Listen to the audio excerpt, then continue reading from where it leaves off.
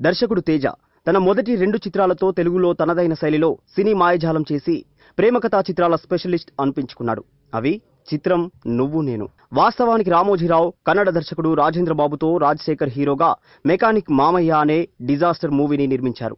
ఆ చిత్రం షూటింగ్ సరళిని సినిమాకు సెట్స్ కోసం ఇతర విషయాలలో భారీగా నీళ్లలా ఖర్చు పెడుతున్న విధానం చూసి ఆయనకు ఛీ అనిపించింది. ఓ సినిమా తీయడానికి ఇన్ని కోట్లు అవసరమా అనే ప్రశ్న ఆయన్ను నిలువెల్లా దహించింది. అప్పుడే రామోజీరావు ఉషాకిరణ్ కాంపౌండ్ వారితో ఒక సినిమాకు ఇంత ఖర్చు అనవసరం అని వాదించారు. దాంతో సరే నువ్వు తక్కువ బడ్జెట్తో నాకు ఓ హిట్ చిత్రం తీసివు అని రామోజీ తేజాను దాదాపు శపథం చేసినంత పనిచేశాడు. వెంటనే తేజ ఓకే అన్నాడు. అప్పటికే వర్మ కాంపౌండ్కు చెందిన తేజ తాను తయారు చేసుకున్న చిత్రం అనే కథతో టైటిల్ నుంచి కథాంశం వరకు విభిన్నతకు చోటికి చిత్రం తీశాడు. ఉదయ్ కిరణ్ అనే నూతన నటుడిని పరిచయం చేశాడు. ఇక టెక్నీషియన్ గా కూడా తనకు మంచి స్నేహం ఉన్న ఆర్పి పట్నాయక్ ను సంగీత దర్శకుడిగా, ఈనాడు జర్నలిజం స్కూల్లో చదివిన కులశేఖర్ ని పాటల రచయితగా పరిచయం చేస్తూ అతి తక్కువ బడ్జెట్తో తాను చెప్పింది చేసి చూపించాడు తేజ. ఇక సినిమా హిట్ అవుతుందా లేదా అనేది పక్క విషయం. అనుకున్నది సాధించావని రామోజీ తేజను అభినందించాడు. తేజ నమ్మకం ఊరకే పోలేదు. ఈ చిత్రం పెద్ద హిట్ అయింది. ఆ తర్వాతి చిత్రాన్ని కూడా ఉదయ్ కిరణ్ తోనే నువ్వు నేను తీశాడు. మంచి హిట్. ఇక మూడో చిత్రంగా సీనియర్లైన రాజేంద్ర ప్రసాద్, జగపతి బాబు, రోజా వంటి వారితో ఫ్యామిలీ సర్కస్ చేయించాడు. ఈ చిత్రం డిజాస్టర్ గా నిలిచింది. ఇక అప్పటికే ప్రేమకథా చిత్రాలను బాగా హ్యాండిల్ చేయగలడని యూత్ లో మంచి ఫాలోయింగ్ ఉండటంతో నైజాం డిస్ట్రిబ్యూటర్ గా పేరున్న సుధాకర్ రెడ్డి తన తనయుడు నితిన్ ని హీరోగా పరిచయం చేసే బాధ్యతను తేజకు అప్పగించాడు.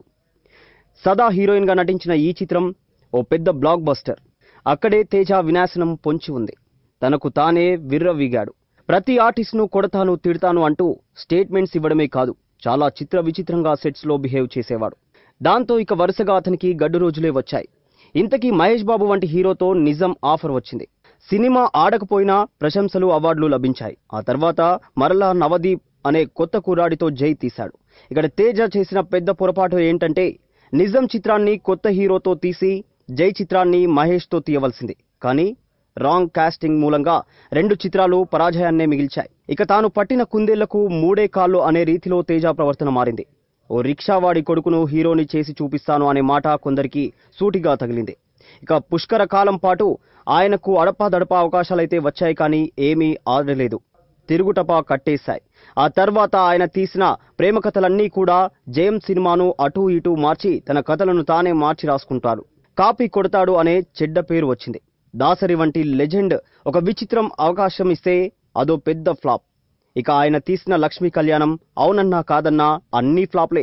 కానీ మన ప్రేక్షకులు చాలా విశాల హృదయులు కావడంతో ఆయన తీసిన ప్రతి చిత్రాన్ని ఏదో సంథింగ్ డిఫరెంట్ గా ఉండదా అనే కుతూహలంతో చూసి చూసి విసిగిపోయారు. తనను నమ్ముకున్న టెక్నీషియన్లను కూడా నట్టేట్లో కలిపేశాడనే చెడ్డ పేరు తెచ్చుకున్నాడు. మరలా ఇంతకాలానికి ఆయనకు సురేష్ బాబు వంటి నిర్మాత దొరికాడు.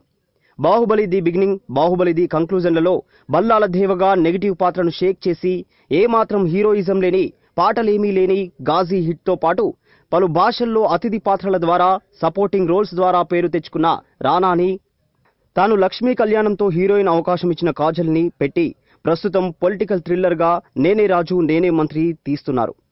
రానా తాతయ్య ది లెజెండ్ డాక్టర్ రామానాయుడు జయంతి సందర్భంగా చిత్రం టీజర్ విడుదలైంది. రానా లుక్స్, విజువల్స్ ఆకట్టుకునే డైలాగులలో బాగా ఉంది. నేను చావాలన్నా నేనే డిసైడ్ చేస్తా, నువ్వు చావాలన్నా నేనే డిసైడ్ చేస్తా అనే తన మనస్తత్వాన్ని దగ్గరైన తేజ మార్క్ డైలాగ్తో ఆ టీజర్ బాగా ఆకట్టుకుంది. ఇక తేజ మహేష్ తో తీసిన నిజంలో కాస్త పొలిటికల్ టచ్ ఇచ్చాడు. ఇక తాజా నేనే రాజు నేనే మంత్రిలో పూర్తిగా పొలిటికల్ రౌండ్ అప్ చేశాడా అనిపిస్తోంది. మరి ఈ చిత్రమైన తేజాను ట్రాక్ ఎక్కించి ఇటు రానాకి కూడా సోలో హిట్ ఇస్తుందా లేదా అనేవి వేచి చూడాల్సి ఉంది. ఈ వీడియో మీకు నచ్చితే ఓ లైక్ కొట్టండి, మీ ఫ్రెండ్స్ కు షేర్ చేయండి. మీ సజెషన్స్ ఏమైనా ఉంటే కింద కామెంట్ చేయండి. మరో మాట, ఇలాంటి మరిన్ని ఆసక్తికరమైన విషయాలు తెలుసుకోవాలనుకుంటే మా యూట్యూబ్ ఛానల్ను సబ్స్క్రైబ్ చేయడం మాత్రం మరవకండి.